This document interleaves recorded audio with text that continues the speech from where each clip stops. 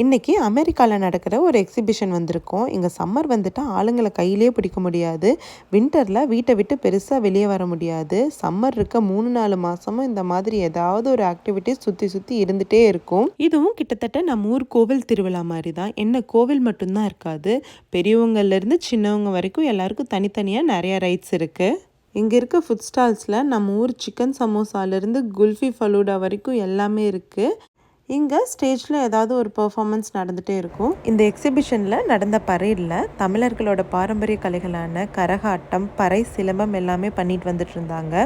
ஒரு தமிழனா இந்த மாதிரி தமிழ் கலைகளை அமெரிக்காவில் இருக்க ஒரு ஸ்ட்ரீட்டில் பார்க்கும்போது உண்மையிலேயே மனசுக்கு ரொம்ப சந்தோஷமாக தான் இருக்குது. இதில் நான் ஒரு 10 செகண்ட்ஸ் கிளிப்பிங்ஸ் ஆட் பண்ணுறேன். இதை பார்த்துட்டு நீங்கள் என்ன நினைக்கிறீங்கன்றதை கீழே கமெண்ட் பண்ணுங்கள்.